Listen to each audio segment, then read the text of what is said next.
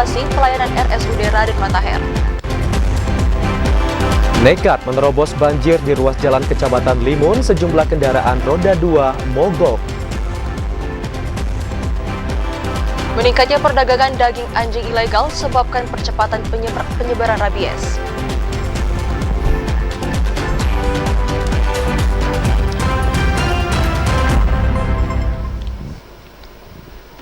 Assalamualaikum warahmatullahi wabarakatuh. Selamat sore saudara, kami kembali menyapa Anda dalam program Jambi hari ini, edisi Senin 7 Agustus 2023. Selain 3 topik utama tadi, tim redaksi kami juga telah menyiapkan sejumlah informasi penting dan menarik lainnya untuk Anda. Bersama saya, Chandrika Divani. Dan saya Ahmad Solihin, inilah Jambi hari ini selengkapnya.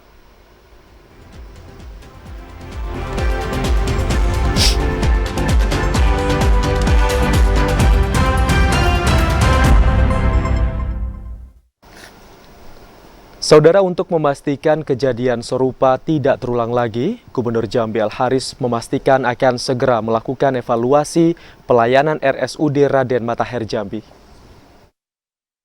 Menyikapi keluhan buruknya pelayanan kesehatan yang diberikan Rumah Sakit Umum Daerah Raden Matahir, Gubernur Jambi Al-Haris memastikan akan segera melakukan tahapan evaluasi. Gubernur mengatakan, evaluasi itu dilakukan untuk meningkatkan kualitas layanan kesehatan yang menjadi aturan dasar pelayanan rumah sakit. Setiap pasien yang membutuhkan pengobatan harus segera ditangani sebelum memikirkan mengenai jaminan kesehatan yang dimiliki. Gubernur menekankan rumah sakit merupakan perpanjangan tangan dari pemerintah Provinsi Jambi, berkewajiban untuk memberikan layanan terbaik bagi setiap masyarakat. Alur pelayanan kesehatan yang buruk akan memunculkan paradigma negatif terkait kerja pemerintah daerah oleh masyarakat. Gubernur menegaskan, kejadian buruk tentang pelayanan medis yang menimbulkan keluhan tidak boleh terulang kembali pada masa yang akan datang. Nah, ini yang mungkin miskomunikasi di situ. Nah, tapi bagi saya, yang pasti itu tidak bagus. Apapun ceritanya, setiap orang yang mau berobat ke situ, jangan tanya soal BPJS-nya, jangan tanya SKTM-nya. Langsung rawat, periksa, ya kan? Nah, beri mereka hak untuk dirawat di situ. Gubernur Al-Haris menambahkan, dugaan penolakan penanganan pasien yang dilakukan pihak Rumah Sakit Raden Matahir merupakan kesalahan komunikasi dan tidak boleh terulang lagi. Rendiarta, TVRI Jambi melaporkan. Ruas jalan utama penghubung antar desa di Kecamatan Limun terendam banjir. Akibatnya banyak kendaraan warga yang mogok akibat nekat menerobos ruas jalan yang banjir. Akibat diguyur hujan dengan intensitas tinggi, sejumlah ruas jalan utama penghubung antar desa dalam Kecamatan Limun tidak dapat dilalui kendaraan. Sebanyak 5 titik ruas jalan mulai dari Desa Munti hingga ke Desa Pancakarya, Kecamatan Limun terendam banjir.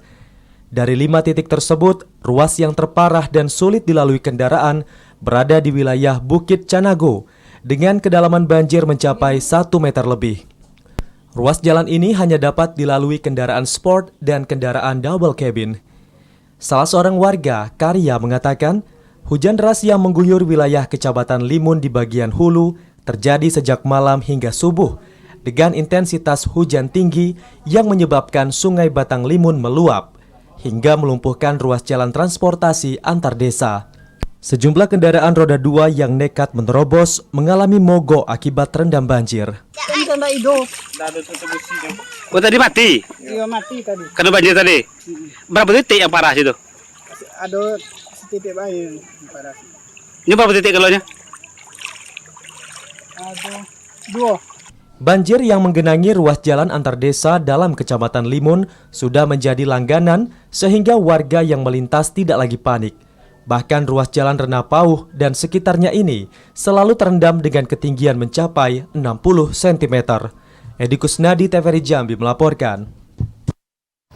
Debit air Sungai Batanghari mengalami pasang surut dalam sebulan terakhir. Berdasarkan tinjauan di pos pintu jaga air Sungai Batanghari, ketinggian debit air setiap harinya berbeda-beda, berada di kisaran 9 hingga 10 meter. Buka air Sungai Batanghari, Provinsi Jambi dalam 1 bulan terakhir tak menentu atau mengalami pasang surut. Petugas pengukur ketinggian permukaan air Sungai Batanghari Syahrudin mengatakan, kedalaman normal air Sungai Batanghari yakni 9 meter. Namun, kedalaman air saat ini terkadang naik mencapai 10 meter dan tidak dapat diprediksi akibat cuaca yang berubah setiap harinya. Dalam 1 bulan ini itu air tuh kita pasang surut gitulah. Nah, pamonya kalau dia pagi pasang, sore dia surut. Pagi pasang dia surut lagi gitu. Jadi cuacanya tidak begitu mendukung ini macam di laut juga sekarang tuh sudah surut airnya. Sementara berdasarkan perakiraan cuaca BMKG Jambi, dalam beberapa hari ke depan berpotensi hujan sedang hingga lebat yang dapat disertai petir dan angin kencang di beberapa wilayah di Provinsi Jambi. Untuk itu, masyarakat diimbau untuk lebih waspada. Yogi Ramadhani, TVRI Jambi melaporkan. Yayasan Animal Defender Indonesia menilai penyebaran rabies dipercepat dengan adanya perdagangan daging anjing ilegal. Daging anjing yang diperdagangkan lepas dari pengawasan karantina dan diprediksi menjadi penyebab penyebaran rabies. Perdagangan daging anjing ilegal masih marak terjadi dan menimbulkan aksi kekerasan terhadap hewan. Yayasan Animal Defender Indonesia menilai perdagangan daging anjing ilegal ini mendukung penyebaran rabies di Indonesia. Hal itu berdasarkan transaksi jual beli yang tidak dilengkapi dengan sertifikat kesehatan dari Balai Karantina. Anjing yang diperdagangkan juga melalui jalur yang ilegal. Biasanya, para penjual daging anjing memperoleh hewan tersebut dari para pelaku kekerasan hewan. Anjing liar menjadi target sasaran di mana hewan tersebut belum divaksin. Semakin tinggi transaksi, diprediksi semakin tinggi pula penyebaran rabies. Masyarakat juga diminta untuk mematuhi standar prosedur penanganan rabies. Jika tergigit hewan anjing, diimbau masyarakat segera mendatangi puskesmas ataupun rumah sakit. Sementara anjing yang menggigit segera dikarantina dan tidak dibunuh agar mengetahui tingkat rabies pada hewan tersebut. Ari Haryono, TVRI Jambi melaporkan. Beralih ke informasi lain, sebanyak 100 orang masyarakat Kabupaten Kerinci dan Kota Sungai Penuh diusulkan untuk mendapatkan pemasangan listrik secara gratis. Program tersebut merupakan upaya dari pemerintah pusat untuk membantu masyarakat yang tidak mampu agar mendapatkan penerangan yang memadai. Pemerintah pusat melalui Kementerian Energi dan Sumber Daya Mineral meluncurkan bantuan pemasangan listrik PLN secara gratis bagi masyarakat tidak mampu di Kabupaten Kerinci dan Kota Sungai Penuh. Manajer PLN Unit Layanan Pelanggan Sungai Penuh Ihsan Rahmadi mengatakan, pada tahun 2023 terdapat 100 orang masyarakat tidak mampu di Kabupaten Kerinci dan Kota Sungai Penuh akan mendapatkan pemasangan listrik baru secara gratis. Pihak PLN akan melakukan survei terlebih dahulu dan hasilnya akan disampaikan kembali kepada pemerintah pusat serta selanjutnya dilakukan pemasangan instalasi listrik. Kalau untuk program pemerintah sendiri ada program namanya BPBL, Bantuan Pemasangan Baru Listrik. Jadi untuk pelanggan-pelanggan tidak mampu ataupun pelanggan-pelanggan yang masuk dalam kriteria dapat subsidi. Program ini meliputi pemasangan instalasi tenaga listrik, biaya sertifikasi layak operasi, biaya penyambungan baru ke PLN, sampai dengan pengisian token listrik perdana secara gratis.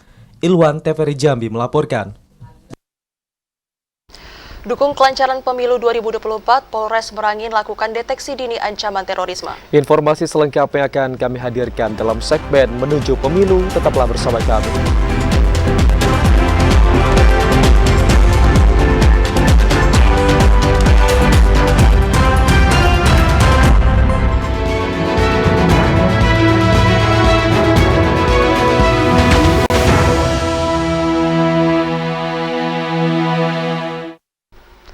Terima kasih Anda masih setia bersama kami dalam segmen Menuju Pemilu 2024.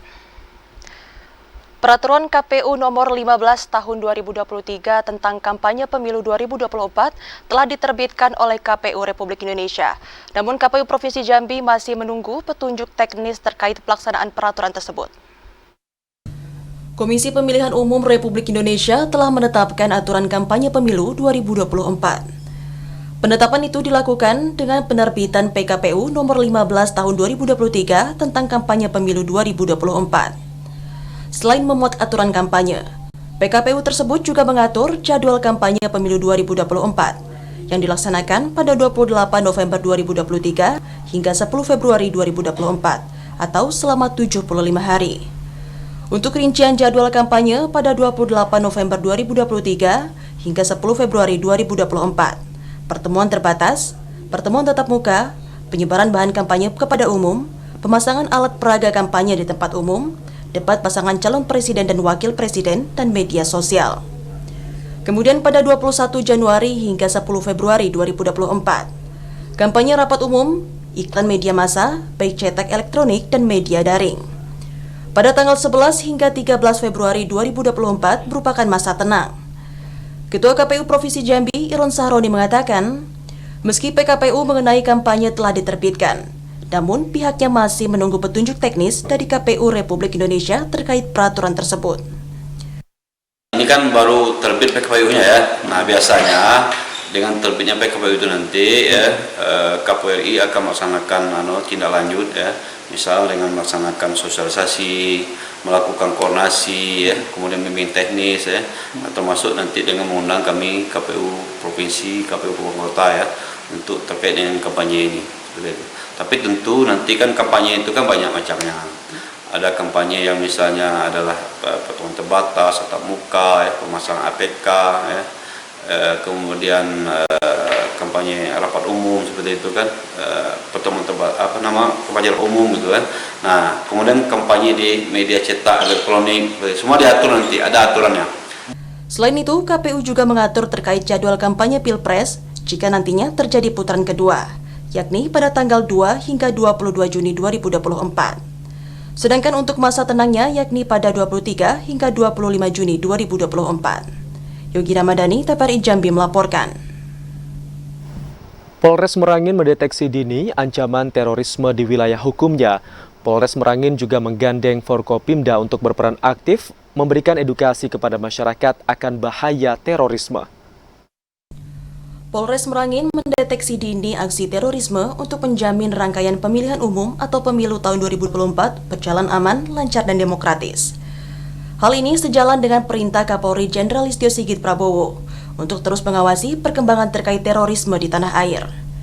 Terlebih pada tahun politik yang berpotensi mengganggu jalannya pemilu 2024. Kapolres Merangin AKBP Ruri Roberto menjelaskan, deteksi dini ancaman virus radikalisme menjadi hal yang sangat penting dan diperlukan, apalagi telah diketahui bahwa terorisme ini bukan sekedar tindakan kekerasan, tetapi juga paham dan ideologi yang merubah sikap, perilaku, dan ideologi seseorang. Polres Merangin juga menggandeng Forkopimda setempat untuk berperan aktif memberi edukasi kepada masyarakat akan bahaya teroris bagi diri sendiri, agama, bangsa, dan negara. Sementara di sisi internal, Polres Merangin mengoptimalkan peran intelijen untuk mencegah pergerakan kelompok teroris. Secara internal di Polres Merangin, kami tetap melakukan penggalangan dan informasi-informasi di masyarakat merupakan yang harus kita ambil. Dalam hal ini, unit intelijen bersama dengan fungsi terkait, kita melaksanakan pengumpulan informasi, data, hal-hal yang bisa kita lakukan. Kapolres mengajak masyarakat untuk membantu polisi dalam pencegahan perkembangan kelompok tersebut. Sekecil apapun informasi yang diterima terkait teroris akan ditindaklanjuti. Ramadan Cerbita Kasa, TVRI Jambi melaporkan. Disduk Capil Kabupaten Kerinci ditargetkan untuk menyelesaikan perekaman KTP elektronik bagi pemilih pemula hingga akhir Desember tahun 2023. Pada upaya percepatan tersebut, Dukcapil Kerinci terkendala keterbatasan alokasi dana dan kurang memadainya alat perekaman yang ada. Jelang pemilihan umum tahun 2024, Dinas Kependudukan dan Pencatatan Sipil Kabupaten Kerinci menargetkan perekaman KTP elektronik bagi pemilih pemula yang terdaftar pada daftar pemilih tetap tuntas hingga akhir Desember tahun 2023. Kepala Dinas Kependudukan dan Pencatatan Sipil Kabupaten Kerinci, Nafridman, mengatakan terdapat 4.339 orang pemilih pemula di Kabupaten Kerinci yang belum melakukan perekaman KTP elektronik, sehingga pihaknya harus bekerja ekstra dengan jemput bola untuk menyelesaikan perekaman tersebut. Pada upaya percepatan perekaman KTP elektronik di Kabupaten Kerinci, pihaknya mengalami kendala keterbatasan alokasi anggaran dan kurang memadainya alat perekaman yang ada. Itu kita ada kendala sedikit dan mohon ada tambahan dana, karena telah kita hitung-hitung anggaran yang dibutuhkan untuk 18 kecamatan satu kali kunjungan per kecamatan membutuhkan dana 25 juta. Nafritman berharap adanya penambahan anggaran dana operasional dan penambahan alat perekaman, sehingga perekaman KTP elektronik bagi pemilih pemula di 18 kecamatan dalam Kabupaten Kerinci dapat dilakukan secara optimal. Ilwan TVRI Jambi melaporkan. Menggaungkan pemilu 14 Februari 2024, KPU Sarolangun menggelar senam sehat kirap pemilu sebagai ajang sosialisasi. Senam sehat dilaksanakan di Laman Basamo, Dusun Sarolangun. Ratusan warga Sarolangun yang didominasi kaum wanita meramaikan senam sehat kirap pemilu 2024. Senam sehat ini sengaja digelar KPU Sarolangun untuk menggaungkan tahapan pemilu 2024. Minimal masyarakat mengetahui hari pelaksanaan pemilu legislatif yang jatuh pada tanggal 14 Februari 2024. Ketua KPU Sarolangun Ahmad Mujadid mengatakan, pihaknya minta masyarakat agar mengetahui bahwa tahapan pemilu Presiden dan Wakil Presiden, serta DPR RI, DPD dan DPRD Provinsi, Kabupaten Kota akan segera dilaksanakan. Bendera kirap pemilu 2024 yang saat ini berada di Kabupaten Sarolangun menjadi tanda bahwa pesta demokrasi 5 tahunan akan segera dimulai. Untuk itu, jajaran KPU Sarolangun mohon doa kepada seluruh masyarakat di bumi sepucuk adat Serumpun Pesako agar penyerahan dan pengibaran bendera kirap pemilu ke Kabupaten Rejang Lebong tanggal 8 Agustus berjalan lancar. Selama 1 minggu bendera kirap pemilu di Kabupaten Sarolangun, pihak KPU telah melakukan berbagai rangkaian sosialisasi, memberi kabar ke masyarakat mulai dari kaum milenial hingga ke pasar tradisional. Di kantor desa Payo Lebar yang sudah kita laksanakan juga, agar tujuannya apa? Masyarakat di Kabupaten Sarolangun mengetahui kapan pemilu serentak. Guna memeriahkan acara senam sehat kirap pemilu 2024, peserta yang hadir diberikan kupon untuk mendapatkan berbagai macam hadiah menarik bagi yang beruntung. Edi Kusnadi, TVRI Jambi melaporkan.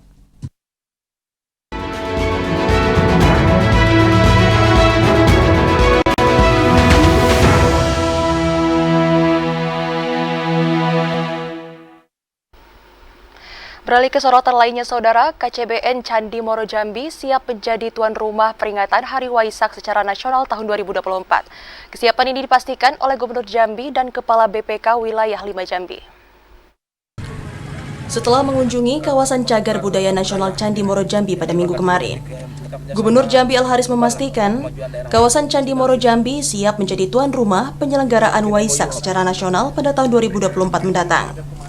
Gubernur memastikan pelaksanaan kegiatan nantinya tidak hanya digelar selama 1 hari, karena akan digelar berbagai rangkaian kegiatan yang bertujuan untuk mempromosikan Candi Moro Jambi di kancah nasional.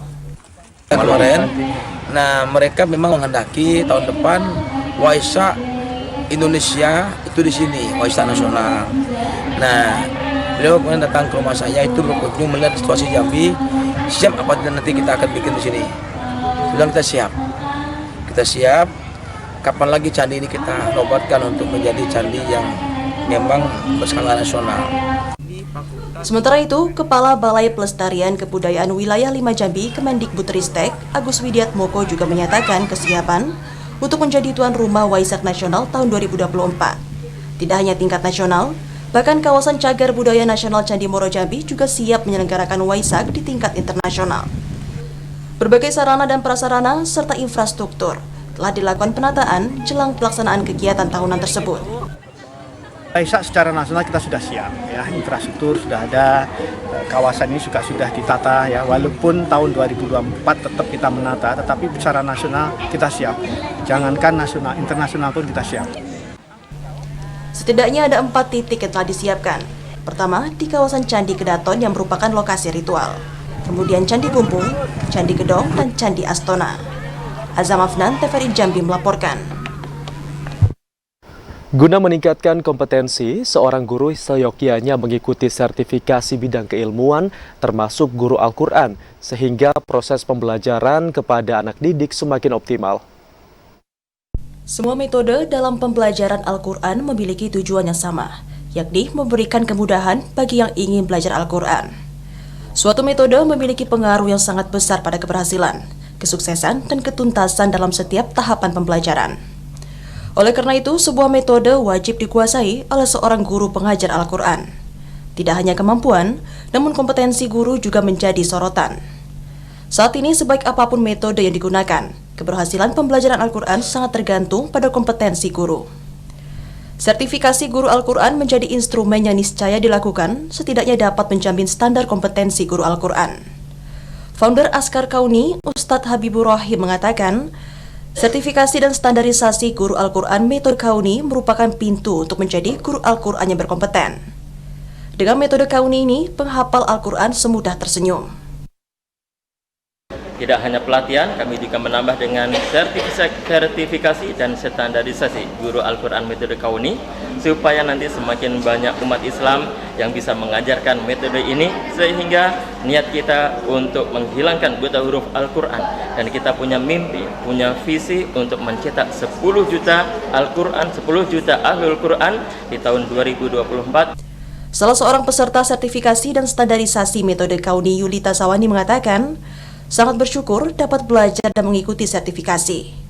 Metode Kauni ini sangat cocok dipelajari semua kalangan dari anak-anak hingga lanjut usia.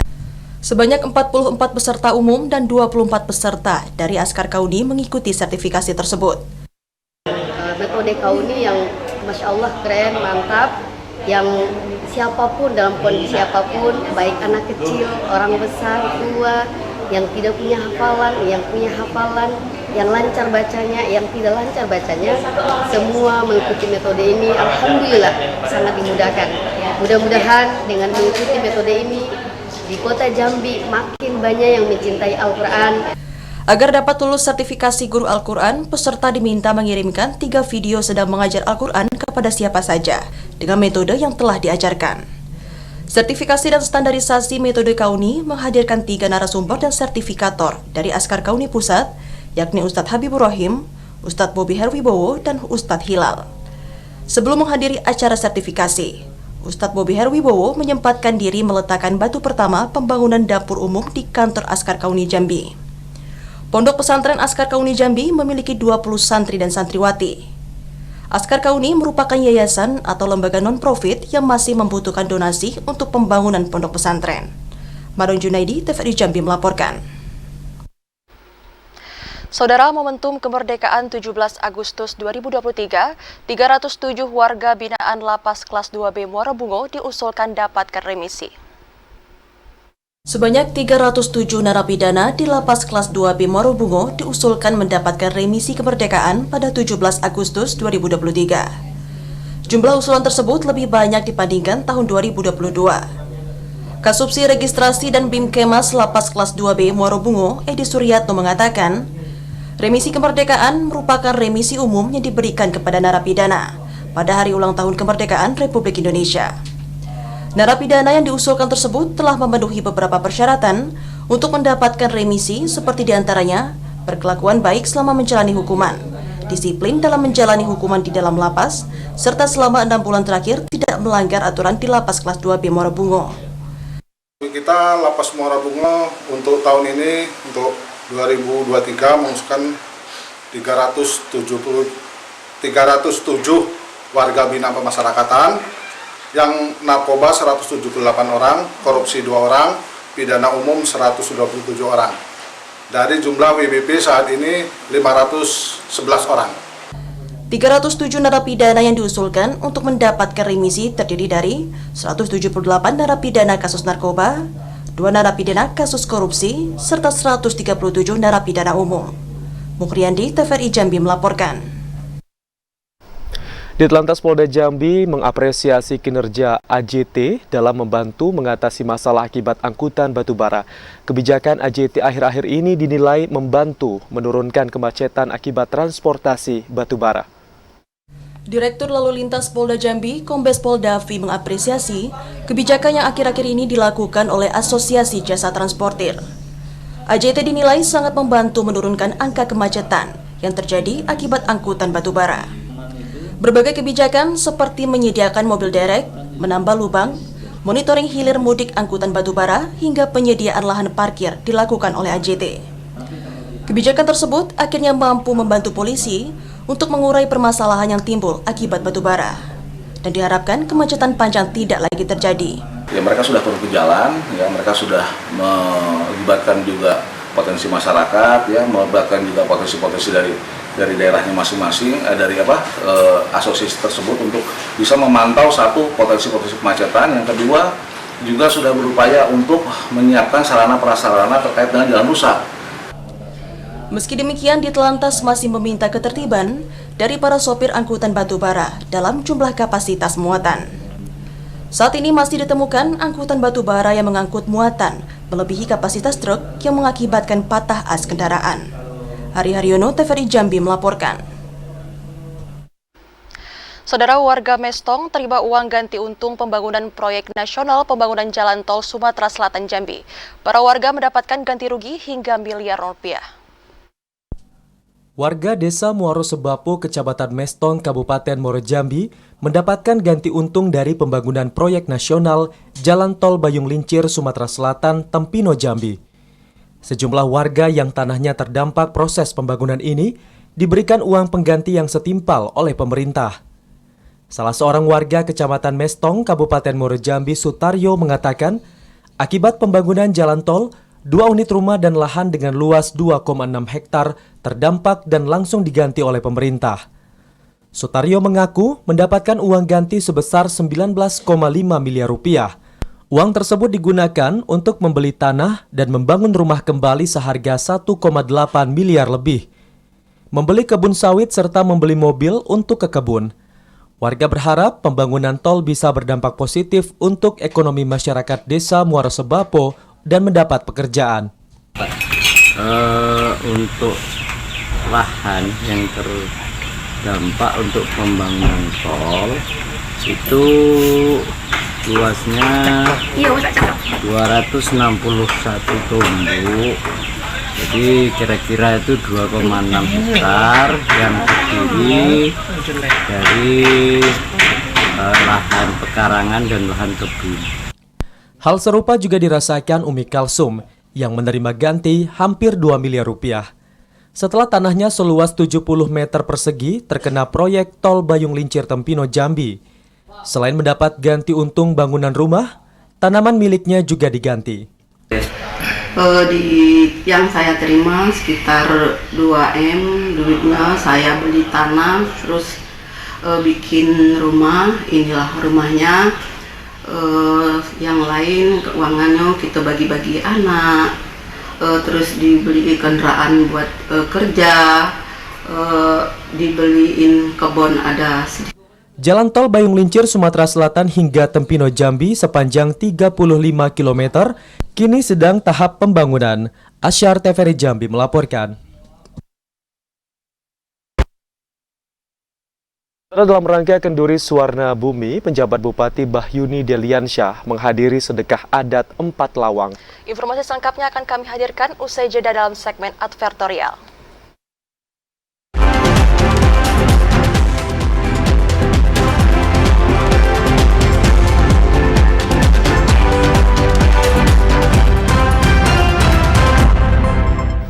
Anda bergabung bersama kami dalam segmen advertorial. Saudara, mengusung tema Sedekah Adat 4 Lawang Sejarangan, rangkaian Kenduri Suwarna Bumi tahun 2023 masih berlanjut di Kabupaten Muaro Jambi, tepatnya di kawasan Cagar Budaya Nasional Candi Muaro Jambi.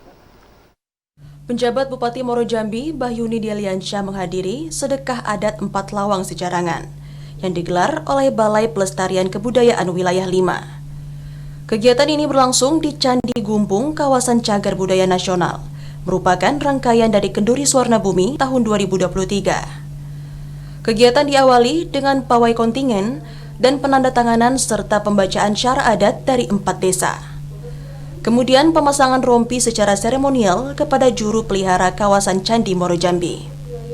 Gubernur Al-Haris, PJ Bupati Bahyuni Deliansyah bersama rombongan melanjutkan rangkaian kegiatan dengan menanam pohon dan pelepasan benih ikan di sepanjang sungai. Pemkab Muaro Jambi menyambut baik berbagai rangkaian kegiatan seni budaya dan pariwisata yang digelar dalam rangka Kenduri Suwarna Bumi. Melalui kegiatan ini diharapkan masyarakat dapat lebih mengenal seni budaya dan pariwisata di Muaro Jambi. Mempercayakan 2 tahun berturut-turut terhadap event Suwarna Bumi yang ada di Provinsi Jambi. Ini adalah tahun kedua Muara Jambi menjadi tuan rumah. Di sini ada 4 kegiatan, yang ini adalah kegiatan yang terakhir yang langsung dihadiri oleh Bapak Gubernur.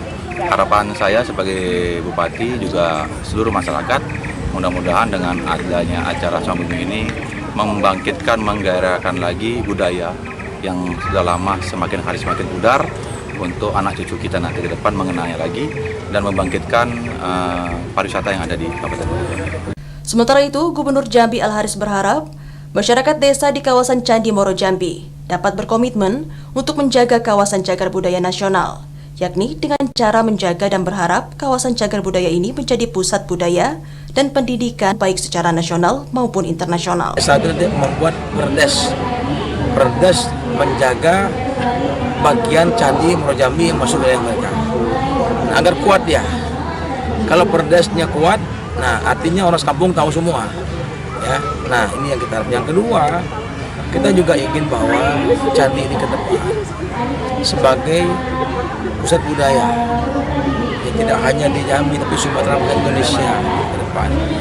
Setelah penebaran benih ikan, Gubernur, PJ Bupati, Direktur Pembinaan Tenaga dan Lembaga Kebudayaan Kemdikbudristek bersama rombongan meninjau langsung kawasan cagar budaya. Dimulai dari mengunjungi kolam Telago Rajo dan beberapa situs candi. Kegiatan yang berlangsung pada minggu kemarin juga diisi oleh penampilan berbagai seni budaya khas Kabupaten Muaro Jambi. Azam Afnan, TVRI Jambi melaporkan. Wali Kota Jambi Syarif Fasya membuka Festival Muharram 1445 Hijriah. Diharapkan kegiatan ini dapat melahirkan generasi muda yang berprestasi.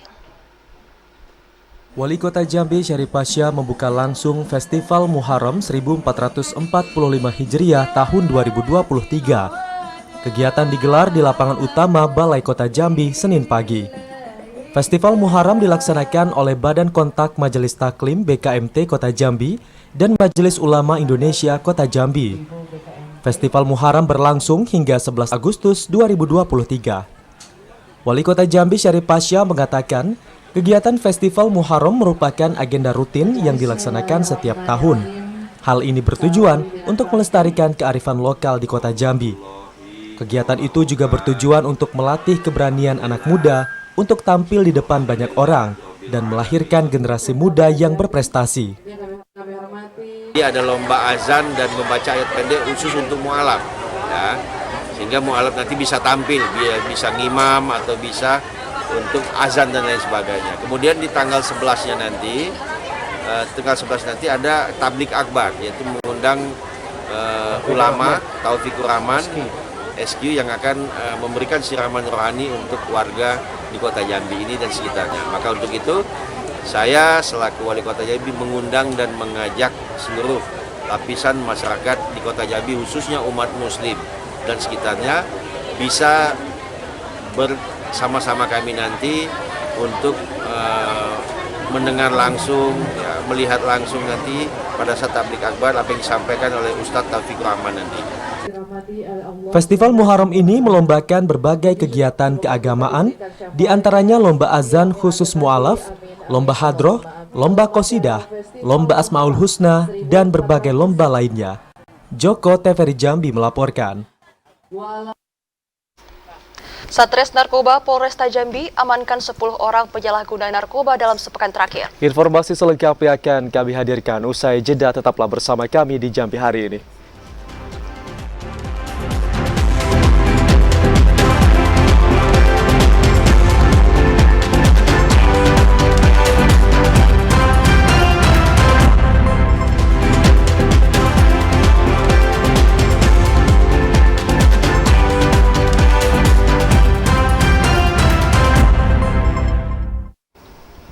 Terima kasih Anda masih bersama kami di Jambi hari ini. Saudara, 10 orang pelaku penyalahgunaan narkoba diringkus polisi dalam sepekan terakhir. Para pelaku merupakan bandar dan pengedar narkoba. Satres Narkoba Polresta Jambi terus memberantas aktivitas penyalahgunaan narkoba di Kota Jambi. Polisi mengungkap 6 kasus penyalahgunaan narkoba dengan 10 orang sebagai tersangka. Dari 10 orang tersebut, 8 diantaranya merupakan pengedar dan 2 orang kurir. Dari 6 kasus disita 1,6 kg sabu. Mirisnya, para pengedar yang ditangkap sebagian merupakan pria berusia di atas 50 tahun. Dari kasus itu, barang bukti disembunyikan di atas loteng salah satu sekolah dasar. Kapolresta Jambi, Kombes Pol Eko Wahyudi mengatakan, barang bukti narkoba senilai 2 miliar tersebut didapat dari Provinsi Riau. Untuk TKP terakhir pada tanggal 5, itu anggota berhasil mengamankan pelaku, posisinya ada di plafon salah satu SD di Kota Jambi. Disimpannya di situ. Penjaga sekolah juga dia, Pak? Status bukan penjaga sekolah, tetapi warga sekitar di situ. Para tersangka saat ini ditangani polisi untuk memburu bandar narkoba dan dijerat Undang-Undang Nomor 35 Tahun 2009 tentang narkoba dengan ancaman penjara hingga seumur hidup. Ari Haryono, TVRI Jambi melaporkan. Saudara, Polda Jambi mengajak seluruh elemen untuk memerangi narkoba dengan cara melaporkan ke petugas apabila ditemukannya aktivitas peredaran atau penyalahgunaan narkoba. Direktorat Reserse Narkoba Polda Jambi mengajak seluruh elemen masyarakat untuk turut serta dalam memberantas aktivitas peredaran narkoba. Hal ini dilakukan karena meningkatnya kasus penyalahgunaan narkoba di Provinsi Jambi. Direktur Reserse Narkoba Polda Jambi, Kombes Pol Thomas Panji mengatakan, bagi masyarakat yang mengetahui adanya aktivitas peredaran narkoba untuk dapat segera melaporkan ke petugas kepolisian. Kombes Pol Thomas Aji juga menambahkan akan merahasiakan identitas masyarakat yang memberikan informasi. Supaya dipahami, narkotika berbeda dengan kejahatan lain yang perlu ada padanya, perlu adanya bukti-bukti kuat, perlu adanya keterkaitan keterangan saksi yang lainnya. Jadi memang harus perlu perhatian khusus dalam penanganan narkotika. Selain itu, polisi juga mengimbau kepada masyarakat agar tidak main hakim sendiri apabila ditemukan peredaran narkoba. Masyarakat diminta untuk turut dapat mengikutsertakan polisi sebelum melakukan penindakan. Asyar, TVRI Jambi melaporkan. Saudara, dalam menyambut hari ulang tahun ke-78 Republik Indonesia, masyarakat Desa Serasah menggelar berbagai perlombaan, di antaranya bola voli dan sepak bola. Menyambut HUT ke-78 Republik Indonesia, masyarakat Desa Serasah, Kecamatan Pemayung, Kabupaten Batanghari mengadakan berbagai perlombaan. Di antaranya pertandingan bola voli dan sepak bola. Kegiatan ini diikuti semua lapisan masyarakat Desa Serasah. Kepala Desa Serasah, Handayani mengatakan, mengapresiasi antusias warga dalam memeriahkan HUT ke-78 Republik Indonesia. Selain menjaga tali silaturahmi, kegiatan ini juga untuk menjaga kerukunan dan kekompakan antar warga. Masyarakat Desa Serasah itu memeriahkan untuk hari ulang tahun ke-78 Republik Indonesia. Ketua Karang Taruna Desa Serasah, Ahdiat mengatakan, selain memperingati HUT ke-78 Republik Indonesia, kegiatan ini juga bertujuan untuk mencari bibit-bibit berbakat di dunia olahraga. Untuk kegiatan Festival Desa Serasah ini yang di bidang keolahragaan, alhamdulillah, baik itu dari turnamen sepak bola mini, badminton maupun voli putri, itu antusias pemuda dan pemudi Desa Serasah sangat antusias. Saat ini Desa Serasah telah melahirkan atlet-atlet yang sudah berlaga di tingkat provinsi. Di antaranya pada Porprov Jambi ke-23 2023. Yazi Santoso, Iwan Henry, TVRI Jambi melaporkan. Lembaga Adat Melayu Jambi berupaya memperkuat identitas generasi muda melalui pencaksilat, agar generasi muda yang berjati diri dapat mengangkat tuah, marwah, harkat, dan martabat Melayu Jambi dalam kehidupan bermasyarakat, berbangsa, dan bernegara. Pencaksilat Melayu Jambi sudah ada sejak zaman kerajaan-kerajaan di tanah Melayu Jambi yang memiliki pendekar dan debalang yang kemahirannya dapat diandalkan. Perkembangan pencaksilat Melayu Jambi secara historis mulai tercatat penyebarannya pada abad ke-14 Masehi di Nusantara dan banyak dipengaruhi oleh penyebar agama Islam. Kala itu, pencaksilat Melayu Jambi diajarkan bersama dengan pelajaran di surau atau pesantren. Silat menjadi bagian dari latihan spiritual. Bahkan pada tahun 2017, Indonesia telah mengajukan pencaksilat menjadi warisan budaya tak benda dunia. Dan akhirnya pada tahun 2019, UNESCO resmi menetapkan pencaksilat sebagai warisan budaya tak benda dunia. Untuk melestarikan pencaksilat, Lembaga Adat Melayu Jambi menggelar seminar bertajuk Penguatan Identitas Generasi Muda melalui pencaksilat tradisional sebagai unsur budaya Melayu Jambi dalam bersatu bangun bangsa. Wakil Ketua LAM Jambi, Abdul Qadir Hussein berharap para peserta dapat mengembangkan, mengangkat tuah, marwah, harkat dan martabat kebudayaan Melayu Jambi. Seminarnya sangat penting untuk menanamkan nilai-nilai ya. Jadi nilai-nilai moral kepada anak-anak muda kita bahwa sesungguhnya manusia itu di bawah memiliki Allah Subhanahu wa taala sebagai sesuatu yang tinggi. Dan disinilah silat ini mengajarkan di samping pembelaan diri dan seni juga mengajarkan nilai-nilai moral. Bagaimana mereka mengatur diri mereka dan mereka menempatkan diri mereka terhadap Tuhan Yang Maha Kuasa. Sementara Ketua Bidang Generasi Muda LAM Provinsi Jambi, Arif Munandar, mengatakan kegiatan ini merupakan salah satu program dan rencana strategis LAM Jambi dalam mengembangkan pencaksilat Melayu Jambi kepada generasi muda penerus bangsa. Kita kan dalam Rakerda itu mengamanatkan kepada generasi muda untuk melaksanakan berbagai macam program-program dalam rangka bagaimana mensosialisasikan adat, khususnya adat Melayu Jambi ini kepada generasi muda yang ada di Provinsi Jambi. Jadi kegiatan kita ada beberapa, salah satu kita mendukung muatan lokal tentang adat Melayu Jambi kepada generasi muda khususnya di sekolah-sekolah. Salah seorang mahasiswa Universitas Jambi, Ica Oktaviani, mengapresiasi terselenggaranya kegiatan seminar ini karena sangat bermanfaat bagi generasi muda untuk mengetahui nilai-nilai dari pencaksilat Melayu Jambi. Dengan adanya acara seminar lembaga adat ini, kami mengapresiasikan bahwa seminar yang diadakan oleh lembaga adat ini itu dapat menyebarluaskan atau memberitahu kepada kami yang generasi muda ini bahwa lembaga adat itu perlu untuk dilestarikan. Karena zaman sekarang ini masalah kayak silat itu, pantun itu sudah mulai kurang atau mulai luntur. Nah, oleh sebab itu dengan harapan dengan adanya seminar ini kami sebagai generasi muda untuk generasi yang selanjutnya bisa mengetahui atau melestarikan lembaga adat yang ada di daerah Jambi ini. Seminar ini menghadirkan beberapa narasumber, di antaranya Imron Rosyadi, Yusra Dinafi, Rabuan, dan Kemas Muslim. Diikuti sebanyak 50 orang peserta, mulai dari generasi muda yang berasal dari mahasiswa Universitas Jambi, Universitas Batanghari, tokoh masyarakat, penggiat pencaksilat, dan pengurus LAM Jambi. Andri Wijaya, Lebriansyah, TVRI Jambi melaporkan. Jelang menghadapi Prapon, PSSI Jambi mempercayakan kursi kepelatihan kepada pelatih bertaraf nasional Supriyanto. Saat ini sudah terdapat 60 orang atlet yang mengikuti tahapan seleksi. Asprof PSSI Jambi fokus mematangkan persiapan kesebelasan sepak bola usia muda untuk menghadapi Prapon tahun 2023 yang akan dilaksanakan pada November nanti.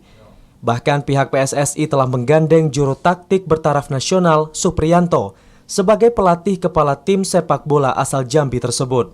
Ketua Asprof PSSI Jambi Muhammad Fadil Arif mengatakan pihaknya telah mempercayakan sepenuhnya kepada kepala pelatih untuk menentukan pemain terbaiknya tanpa ada intervensi dari pihak manapun. Bahwa seleksi pemain dan persiapan pemain menuju Prapon ini kepada Pak Supriyanto, karena kita sudah pelajari rekam jejak beliau, bahwa beliau sudah cukup mumpuni ya di bidang kepelatihan ini, ditambah pengalaman beliau pada saat menjadi pemain aktif dulu.